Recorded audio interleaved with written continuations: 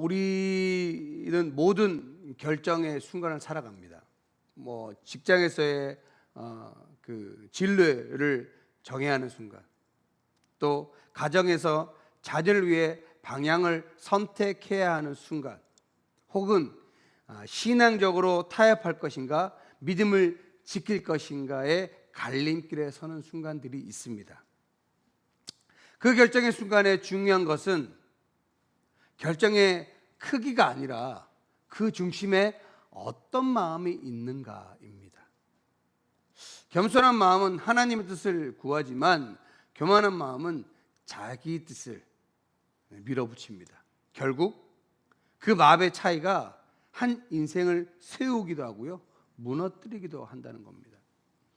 오늘 우리가 만나는 사람은 바로 그 두 길의 끝을 모두 경험한 왕, 바로 우시아입니다. 그런 젊은 나이에 왕이 됐어요. 하나님을 의지함으로 크게 번영한 왕이었습니다. 그러나 권력과 성공의 정점에서 그는 한 걸음을 잘못 내딛었습니다. 그 한 걸음이 그의 인생의 전체를 무너뜨렸습니다. 오늘 말씀을 통해 우리는 묻습니다. 나는 지금 어떤 마음으로 결정하고 있는가? 내 안에 우시아의 그림자는 없는가? 오늘 본문 4절은 이렇게 시작합니다. 함께 볼까요? 시작.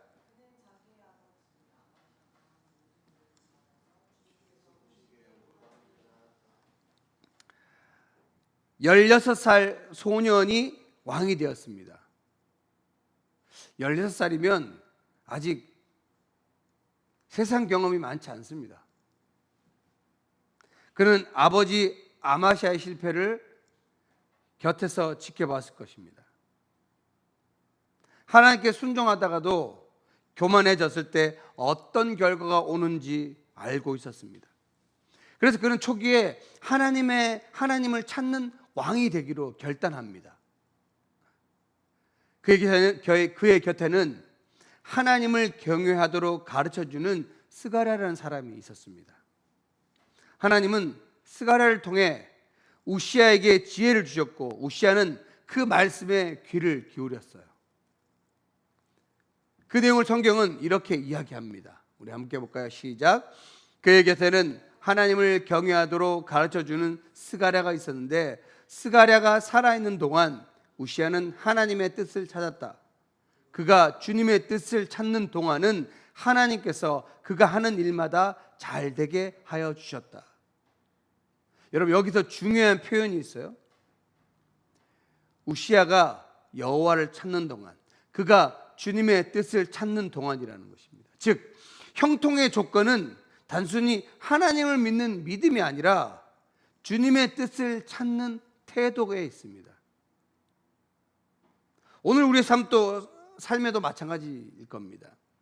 신앙의 성숙은요, 교회 출석이나 직분으로 측정되지 않습니다.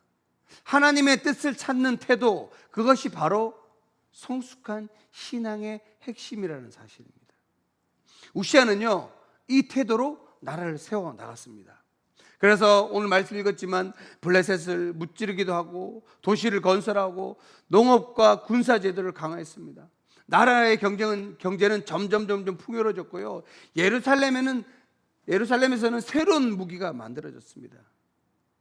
그의 이름은 주변 나라까지 알려지기 시작했던 거죠.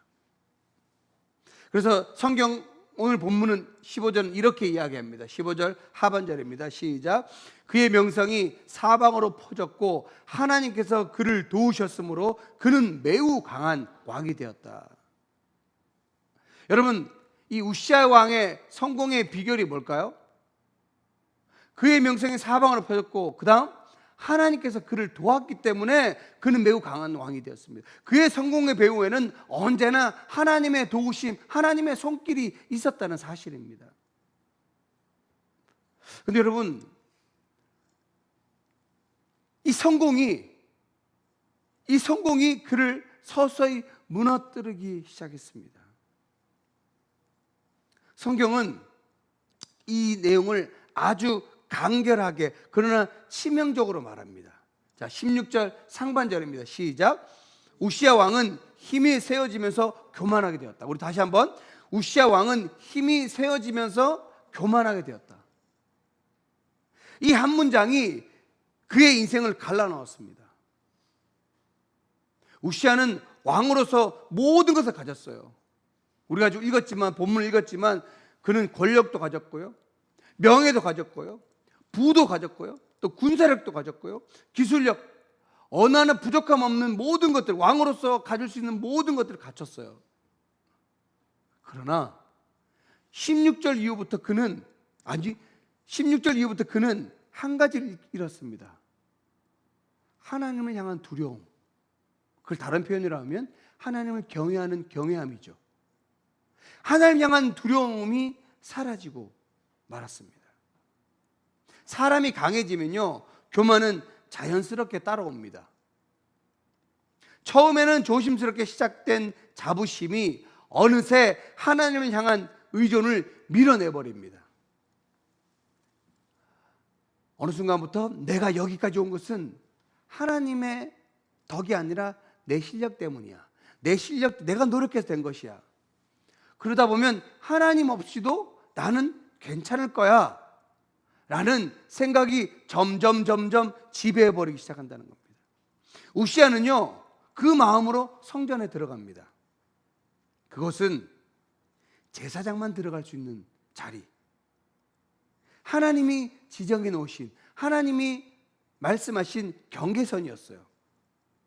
근데 오늘 본문을 보니까 뭐라고 하고 있습니까? 그는 분향단 앞에 서서 향을 피우려 합니다. 제사장이 해야 될 일입니다. 그 순간 80명의 제사장이 달려와 그를 막았어요. 왕이요, 그 일은 왕이 할 일이 아닙니다. 물러나십시오. 우시아는 멈추지 않았어요. 그의 손에는 여전히 향로가 들려 있었습니다. 그 마음에는 이미 하나님보다 자신이 더 높아져 있고 자신을 더 높이고 있었습니다. 그가 분향하려던 그 순간 그의 이마에 흰 점이 나타났습니다. 성경은 이것을 나병이라고 이야기합니다. 제사장들은 그를 붙잡고 성전 밖으로 끌어냅니다. 그는 더 이상 성전에 들어갈 수 없게 되었습니다. 그가 가장 높이 서 있던 순간 그는 가장 깊은 나락으로 떨어졌습니다. 그는 격리된 별궁에서요, 평생을 보냈고요, 사람들과도 하나님과도 단절된 채 살았습니다. 그가 죽었을 때 백성은 슬퍼하지 않았습니다. 그는 왕들의 묘실에도 묻히지 못했습니다. 우시아의 마지막은 우리에게 질문을 던집니다. 하나님께서 내게 주신 복을 내가 어떻게 다루고 있는가? 나는 지금 하나님의 경계선을 넘고 있지는 않는가? 교만의 본질은 단순히 자랑이 아닙니다. 교만은요, 하나님의 자리를 침범하는 행위입니다. 하나님이 정하신 질서보다 내 뜻을 앞세우는 순간 우리는 이미 우시아 왕과 같이 분향단 앞에 서 있게 되는 것입니다. 우시아의 이야기는요, 단지 고대 왕의 실패담이 아닙니다. 오늘을 사는 우리에게도 너무나도 현실적인 이야기입니다. 직장에서 인정받고 나의 자리에서 나의 자리를 잡고 재정적으로 안정되기 시작할 때 점점점 우리는요, 신앙의 긴장이 풀리기 시작합니다. 이제 좀 쉴 때가 됐지. 교회 일은 젊은 사람들이 하면 돼. 하나님도 내가 예전에 얼마나 노력했는지 아시잖아. 여러분, 하지만 그 순간이 바로 교만이 들어오는 문턱이 됩니다. 하나님 없이도 괜찮다는 생각, 그것이 신앙의 가장 큰 위기입니다. 겸손은요, 스스로를 낮추는 연기가 아닙니다. 겸손은 하나님이 내 삶의 주인이심을 인정하는 신앙의 태도입니다. 그래서 겸손한 사람은 늘 하나님을 찾습니다. 형통할 때도요, 힘들 때도, 모든 결정의 순간마다 주님의 뜻은 무엇입니까? 라고 묻는 것입니다. 오늘날 우리는 성전에 들어가 직접 분향하진 않습니다. 그럼 우리는 다른 형태로 분향단 앞에 서는 죄를 짓습니다. 예배를 드리지만 마음은 자기 만족에 머무를 때, 봉사를 하지만 그 중심이 인정받기 위한 욕망이 있을 때, 헌신하지만 그것이 하나님이 아닌 자기 의를 세우는 수단이 될 때, 우리는 하나님께 속한 자리에 나를 앉히고 있는 것입니다. 하나님께서 원하시는 것은요, 완벽한 행위가 아닙니다. 순전한 마음입니다. 순결한 마음입니다. 하나님은 우시아의 분향보다 처음에 하나님을 찾던 그의 마음을 기뻐하셨습니다. 그리고 오늘 또 그 마음을 찾으십니다. 많은 신앙인들이 말합니다. 나는 아직 부족해요. 그러나 진짜 겸손은요, 자기 비하가 아니라 하나님 중심의 시선 회복입니다. 겸손한 사람을 자신을 낮추기보다 하나님을 높입니다. 우시아는 하나님을 높이던 사람이었어요. 그러나 자신이 높아지자 하나님이 작아졌습니다. 그의 실패는 한 번의 죄가 아니라 하나님을 점점 잊어버린 과정이었습니다. 신앙의 여정에서 우리가 기억해야 할 것은 바로 이것입니다. 겸손은 결심으로 시작되지만요, 그 유지는 훈련으로 유지된다는 사실입니다. 매일 기도하며 말씀에 귀를 기울이며 내 결정의 중심을 점검할 때 우리는 다시 겸손의 자리로 돌아가게 됩니다. 사랑하는 여러분, 하나님은 우시아의 실패를 통해 우리에게 경고하시지만 동시에 회복의 길도 열어주십니다. 우리가 넘어질 때마다 다시 하나님을 찾을 수 있다면, 우리가 높아질 때마다 다시 무릎을 꿇을 수 있다면 그것이 진짜 믿음의 사람입니다. 오늘 하나님은 우리에게 이렇게 말씀하십니다. 너의 힘으로 이 자리에 선 것이 아니다. 내 은혜로 내가 지금 여기에 있다. 그럼 오늘 예배 자리에서 우리 다시 결단합시다. 내 성공의 중심에, 그 중심에서 하나님을 인정하는 것입니다. 그리고 내 결정의 자리에서 하나님의 뜻을 구하는 것입니다. 내 마음의 분향단에서 나를 내려놓고 하나님을 높이는 것입니다. 우시아의 인생은 두 장면으로 요약됩니다. 하나는 하나님을 찾던 겸손의 장면, 다른 하나는 성전에서 교만에 무너진 장면입니다. 그는 하나님의 은혜로 시작되었지만 그 은혜를 스스로 밀어낸 자였습니다. 우리는 그와 반대로 가야 하지 않을까요? 비록 약하지만 끝까지 하나님을 붙드는 사람, 끝까지 겸손으로 서는 사람 말입니다. 하나님께서는 교만한 자를 물리치시고 겸손한 사람들에게 은혜를 주신다고 야고보서 4장 6절에 이야기하고 있습니다. 그 은혜가 우리의 가정과 일터와 신앙의 자리에 늘 머무르기를 소망합니다.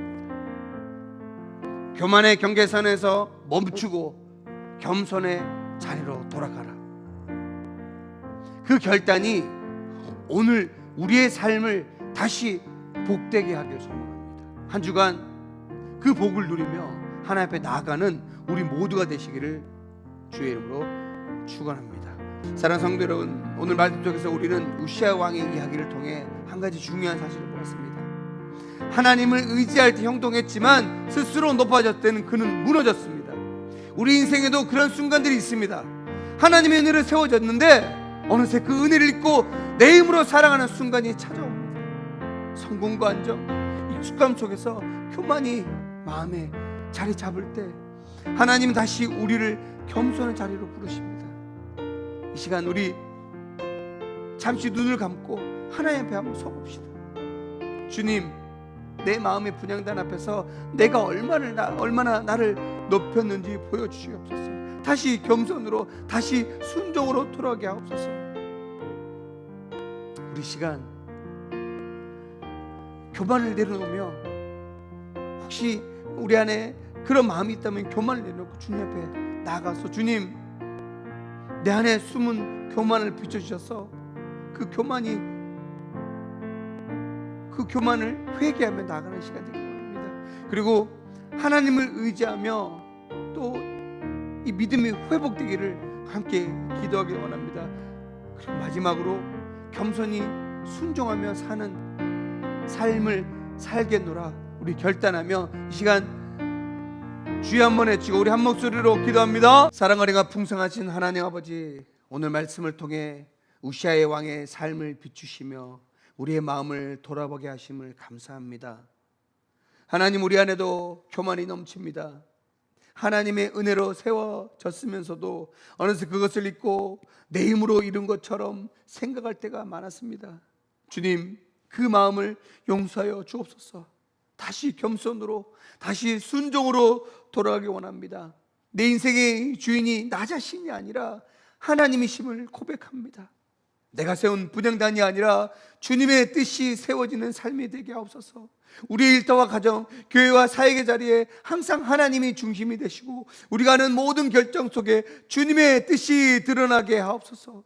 교만이 무너지는 자리에 은혜가 세워지게 하시고 자신의 확신이 사라진 자리에 믿음이 자라나게 하시며 우리의 모든 길이 주님의 손에 있음을 믿게 하옵소서. 오늘 이 자리에 함께한 우리 모든 성도들이 겸손히 은혜의 통로임을 마음에 새기고 하루하루 하나님을 경외하는 삶으로 살아가게 하옵소서.